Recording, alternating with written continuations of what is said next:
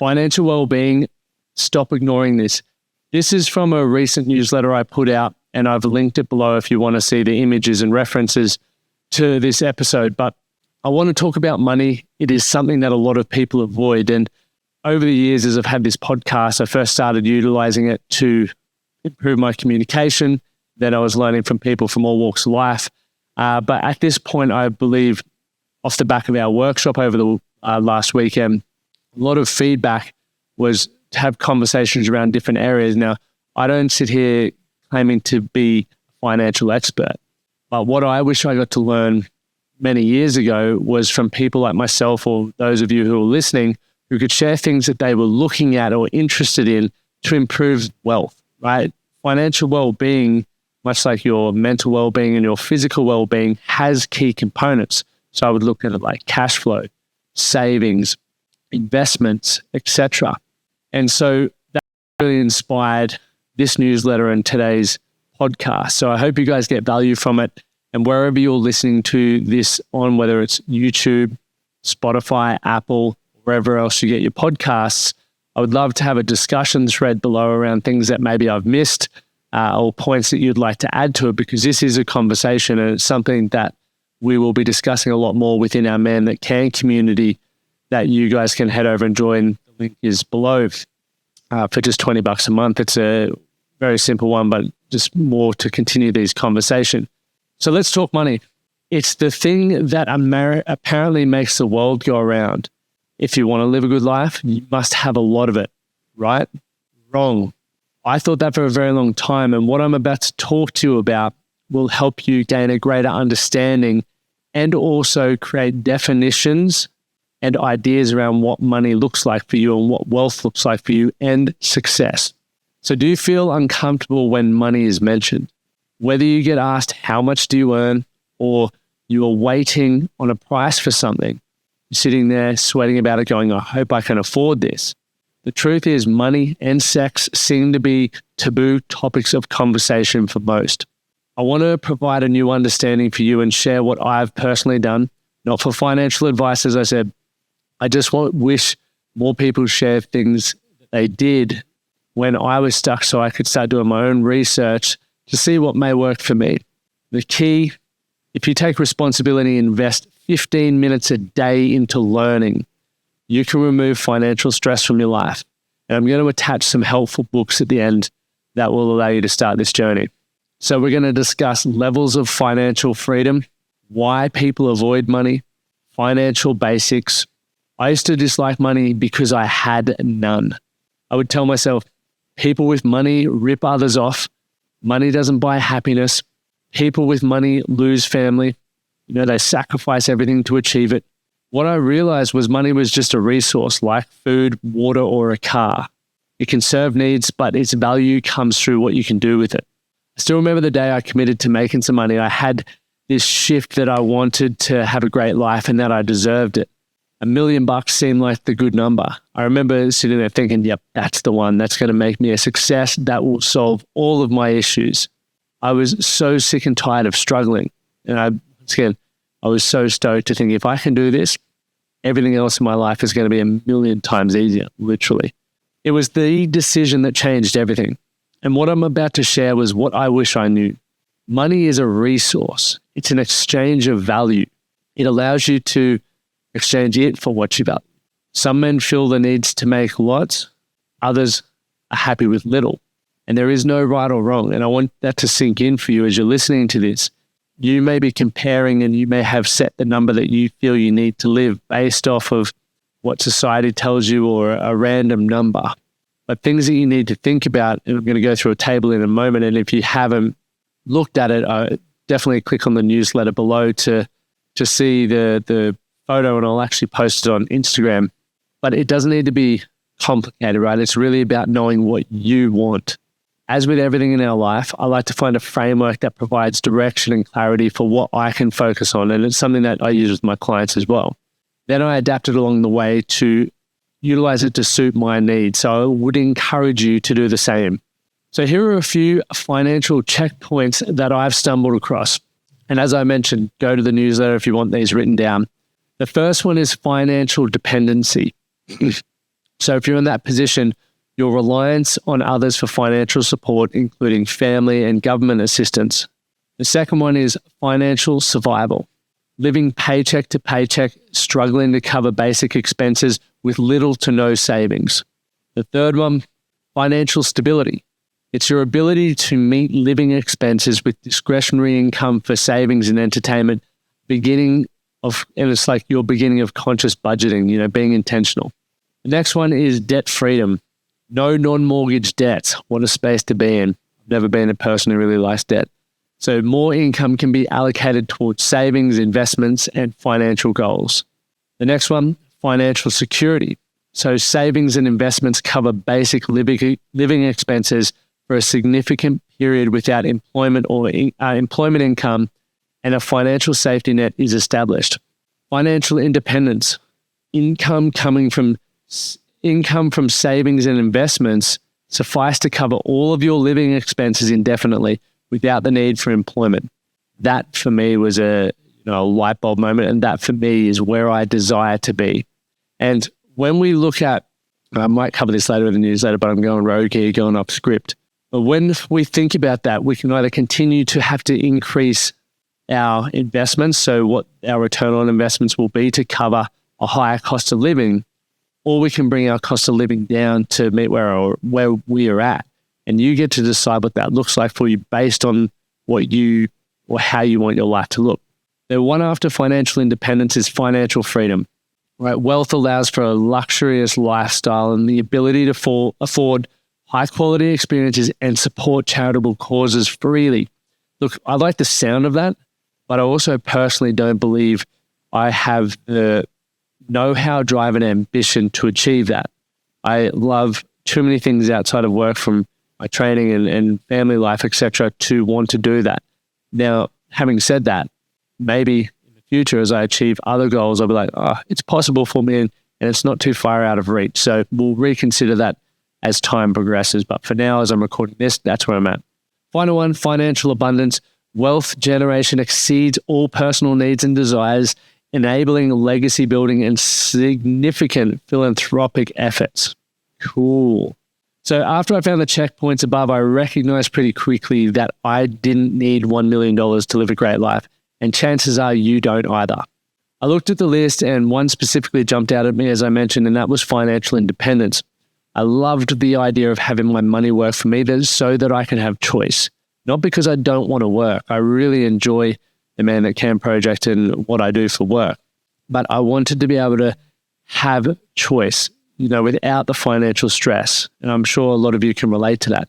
So yours may be different as well, and that's completely fine. But we're all different. And the thing is knowing there is no right or wrong. You work to what you want. Every decision requires a different sacrifice. And something that I was thinking about today, and this is not in the newsletter, but I was chatting with a client and he was asking, okay, well, if I desire financial independence and I have my idea of what that looks like and a rough number, how do I then start brainstorming what else could fall into that? And one of the easiest things I thought of was literally getting ChatGPT, writing in ChatGPT exactly what you've just thought of. So I would love to achieve financial independence in 10 years' time. My current salary is X. I'm looking at some investment opportunities. Could you list some and help me so I can start researching more and speaking to financial advisors, etc. But I would love to do this in 4 hours a week or whatever it may be. Could you please list down 10 to 20 questions that I should start thinking about and answer? And for me, that would be something then that I would take into my daily journaling to start thinking about a little bit more, because the more you think about things, you can see problems that potentially you didn't consider. You may see or provide solutions a lot quicker to those things so you can fast track your success or maybe pivot if you need to. So you must make your decision and be comfortable with the outcome of that decision. So make sure, once again, you're talking to people about this, speak to people who have those results, read books on it. There's so much research that goes into obviously making money. That's why a lot of people never do it. But as I said, a great little tip is just that 15 minutes a day for a sustained period of time.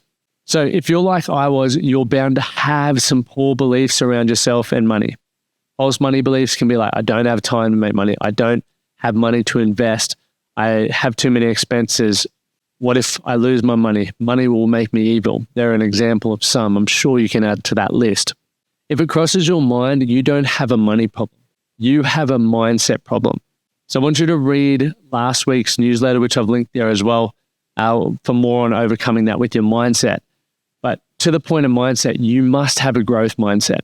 This means you believe that you can learn or acquire anything you desire to achieve, right? The truth is you won't always have time. You won't always have the money to invest, and you will lose money. That's guaranteed. That is why most men remain stuck, is because they don't want to fail. And your relationship with failure has to change, because failure provides lessons and feedback in order for you to make continued progress. So if you want a different outcome, you need the different inputs or new inputs. And there's never going to be that perfect time. So when you view creating wealth with a growth mindset, you understand that the best action is to, yes, to start. This will highlight what you actually know about money and what you need to learn.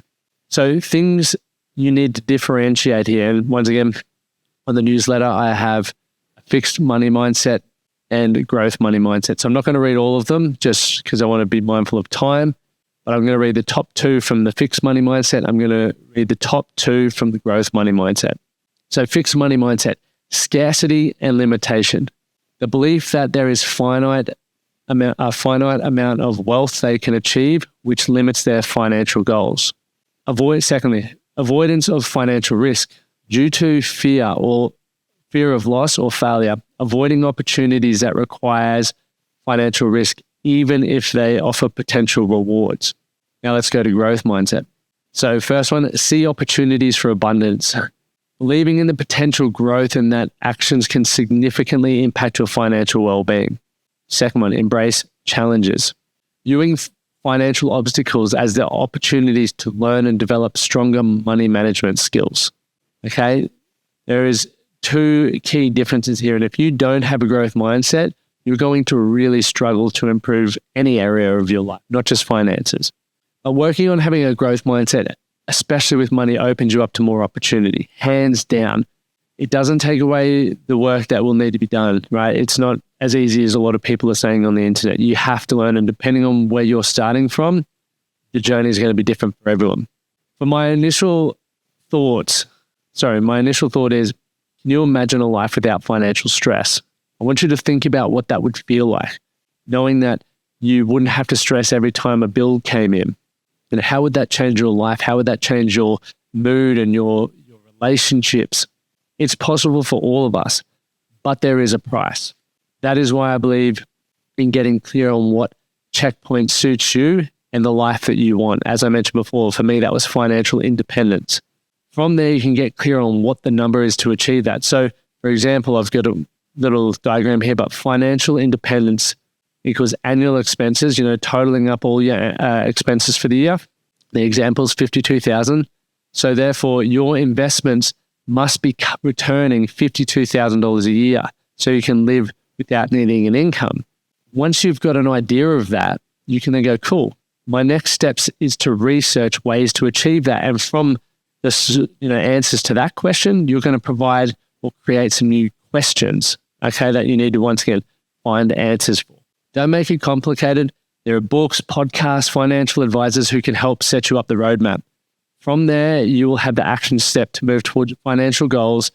And, I rarely talk about money within the Man That Can project, but it's been something I've been upskilling in for years. I own an investment property, crypto, stocks, and 2 businesses.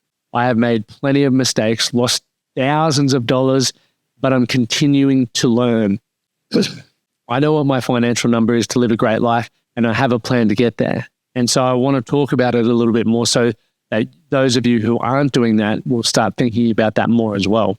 I'm going to continue to share what I learned on the journey to taking control of my financial future, because not only has learning to improve my financial life improved my wealth, but it's also starting to improve other areas of my life, because as I speak about a lot with your mindset, with your health, with your relationships, what you learn there can be transferred into other areas of your life, which is really cool. So some key areas to start learning about are these. Number 1, planning. So budgeting, financial goal setting, and risk management. Number 2, saving. So your emergency fund and short-term goals. Number 3, investing, asset allocation and compounding. They say the compounding interest is one of the, the wonders of the world, and it's a bloody beautiful thing. So there is, I guess the key from here for me, for you guys, is to be patient and just invest 15 to 30 minutes a day into learning about everything, I've discussed above. Once you start with those initial questions, you can start finding books on specific things or podcasts or people to follow on social media to continue upskilling and asking, finding more information. So there's no reason why you can't take control of your finances.